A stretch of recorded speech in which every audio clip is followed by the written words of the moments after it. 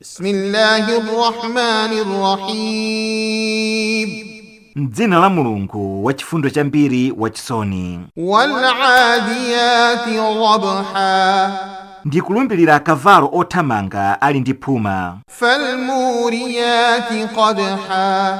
Ndiwotulutsa moto kuzikhotwa pomenyetsa miyendo m'miyala. Fal-mughirati subha. Ndiwothira nkhondo adani mmawa dzuwa lisadatuluke. Fa'atharna bihi naq'a. Ndikuwulutsa fumbi lambiri kwa adani nthawi imeneyo. Fawasaqna bihi jam'a.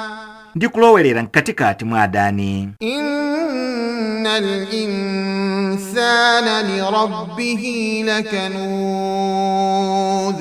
Ndithu munthu ali wokanira mbuye wake sathokoza Mulungu pa zimene amudalitsa nazo. Wa innahu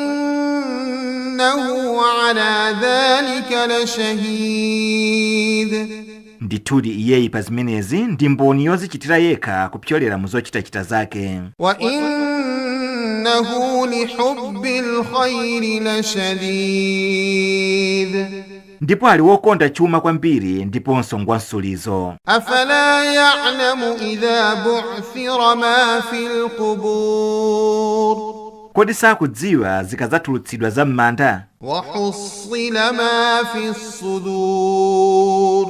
Ndikudzasonkhanitsidwa ndikudzaonekera poyera zomwe zidali m'mitima. Inna rabbahum bihim yawma idhin lakhabir. Ndithu tsiku limenelo mbuye wawo adzawadziwa kwambiri ndi kuwalongosolera zonse zochita zawo.